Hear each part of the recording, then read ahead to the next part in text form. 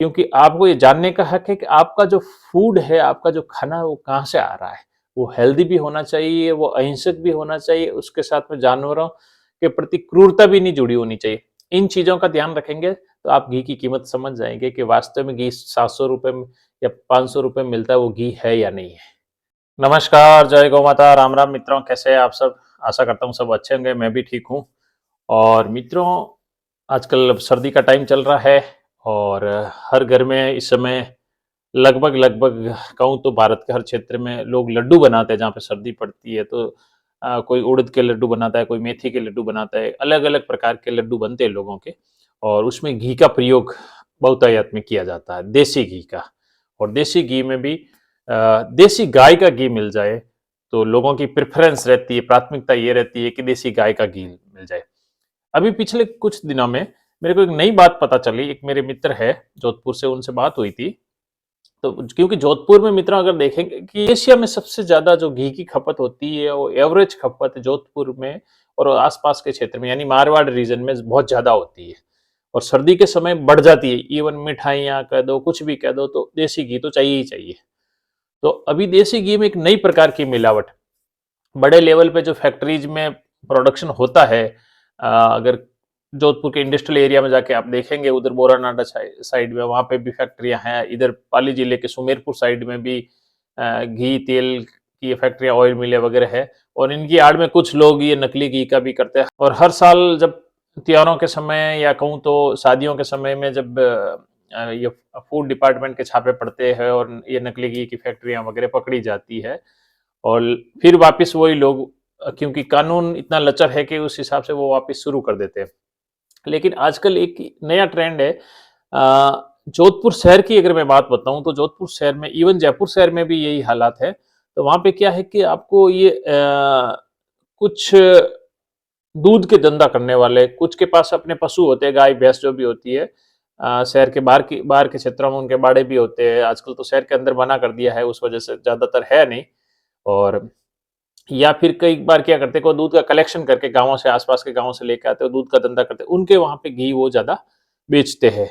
और आज अब वो पहले क्या होता था कि देसी घी का एसेंस मिला देते थे, उसमें वो वनस्पति तेल या वनस्पति घी इस्तेमाल करके उसमें वो ऐसे करते थे। लेकिन मित्रों क्या है कि ये बातें कहने में कई बार लगती है कि भई देसी घी का एसेंस मिला देते हैं, लेकिन हर किसी के लिए चीज़ अप्रोचेबल नहीं होती, पहुँच से दूर होती है और हर कोई ये रासायनिक फ़ॉर्मूला अपना ही नहीं सकता है। फैक्ट्रियों में काम करने वाले कई लोग करते हैं, कौन-सा केमिकल इस्तेमाल करना है, क्या करना है, लोगों के लिए नुकसानदायक हो तो हो, हमें कोई लेना-देना नहीं है, इस टाइप से वो करते हैं। लेकिन अब मैंने देखा है कि कई इवन पशुपालक भी ये करते हैं कि पहले तो क्या करते हैं कि अपनी भैंस को या गाय को वो वनस्पति घी खिलाते थे। उनका ये मानना था कि भी दूध में ज़्यादा फैट आएगा और फैट आएगा तो आता भी है। तो ज ज दूध में ज़्यादा फैट आता, चूँकि वो फैट नेचुरल नहीं है, वो आप डालडा घी ज़बरदस्ती खिला रहे हैं, वनस्पति घी ज़बरदस्ती खिला रहे हैं, उस वजह से वो आ रहा है, तो वो तो उसमें फ़र्क पड़ेगा ही। लेकिन उस घी का फिर कोई देसी घी का महत्व नहीं रह जाता। लेकिन आजकल क्या करते हैं, बहुत सारे पशुपालक दूध के साथ में वनस्पति घी डाल देते हैं, क्योंकि देखो अगर आप गाय को खिलाओगे, भैंस को खिलाओगे, तो उसमें क्या है कि अगर 1 किलो आपने खिलाया तो ये मान के चलिए कि पूरा का पूरा आपको नहीं मिलने वाला, आधा किलो तो कम से कम भैंस या गाय भी तो पचाएगी उसको, उसके शरीर को भी लगेगा। तो अब क्या है कि हमारी लालच प्रवृत्ति इतनी बढ़ गई कि नहीं, हमें तो पूरा ही चाहिए। वनस्पति घी है, ये हमें सस्ते भाव में मिलता है, 200-250 रुपए में मिलता है, तो अब इसके हमके 1000 रुपए, 900 रुपए किलो हमें सीधा ही करना है। तो अब क्या करते हैं, वो आजकल गाय के दूध या भैंस के दूध के साथ ही घी डाल देते हैं, ये वनस्पति घी, और उसको गर्म करके और उसमें दही जमा देते हैं। और इससे क्या होता है कि मित्रों की उस वनस्पति घी की जो अलग एक गंध आती है ना, वो गंध मिट जाती है।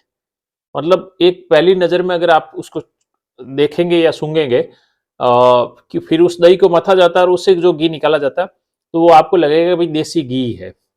लेकिन जैसे आप अगर पहले आपने अच्छा वाला देसी घी खाया होगा, टेस्ट करोगे तो आप ऑटोमेटिक आपको पता लग जाएगा। आपकी ज़बान उस चीज़ को बता देगी, उसको पहचान कर लेगी। तो मित्रों, मेरे कहने का मतलब ये है कि देखो, आप लड्डू बनाते हो, अपने घर में बूढ़े बुजुर्गों के लिए भी हम लड्डू बनाते हैं, मेथी के लड्डू बनाते हैं। तो उसमें कितनी अच्छी-अच्छी चीज़ें अपन डालते हैं, ₹1000 किलो की बादाम लाते, 1800 किलो वाले काजू लाते, महँगा वाला गोंद आता तो 3-3 4-4 हज़ार रुपए किलो तक आता, वो वाला जो अपन गोंद लाते हैं, और भी कई प्रकार की चीज़ें डालते हैं। वहाँ अपन दुकान पे जाते हैं तो अगर सपोज़ ₹1000 किलो अगर बादाम मिल रही है, तो आप उसको ये भूल जाइए कि आपको वो ₹900 किलो दे देगा। 900 हाँ, तो हम इजीली पैसा दे के आ जाते हैं। लेकिन जो चीज़ हमें मेन इंग्रेडिएंट है, जो देसी गाय का घी है, उसके हम पैसे देने को तैयार नहीं है। हम चाहते हैं वो सस्ता ढूँढते हैं उसमें ऑप्शन, अरे यार गाँव में तो महँगा मिल रहा है यार, ये गोपालक है, ये ₹1500 किलो बेच रहा है या कोई ₹2000 किलो बेच रहा है। नहीं यार, हमें तो ₹700 किलो वाला चाहिए, वो वाला। तो वहीं आप मात खा जाते हो। मतलब आपने पूरा पैसा लगाया, लेकिन आपकी वो मतलब मारवाड़ी में एक कहावत है कि लूण मिर्च की वजह से ब्याह बिगड़ जाता है। यानी कि नमक मिर्च की हल्की सी कमी, नमक मिर्च की कोई ज्यादा पैसे नहीं लगते, उसकी हल्की सी कमी की वजह से अगर सब्जी का टेस्ट नहीं रहा तो वो उस विवाह में लोग मतलब कहते हैं कि यार फलाने फलाने विवाह में गए थे, वहां कोई सब्जी टेस्ट ही नहीं थी। क्यों कि उसने जो घर का मालिक था उसने कंजूसी कर दी नमक मिर्च की। तो लूण मिर्च से ब्याह बिगड़ जाते। तो ये है कि आप उसमें दूसरी चीजों में तो पैसा खर्च कर रहे हो, लेकिन घी के मामले में आप कहीं न कहीं आके हमारी ये मानसिकता है कि हमारी ये मेंटालिटी है कि हम कंजूस बन जाते हैं। तो इस बात का ज़रूर ध्यान रखें, अपने आस-पास के अच्छे गौपालक को ढूँढें कि वो कैसा घी देता है, और वास्तव में उसका घी जो बिलौने का घी है, वो ऐसा तो नहीं कि अपनी गायों को या भैंसों को वो खिला रहा है वनस्पति घी और आप लग लगा कि वो सस्ता दे रहा है, ठीक है, या सीधा वो दूध में ही ठोक रहा है वनस्पति घी और जमा रहा है, आपको पता ही नहीं है।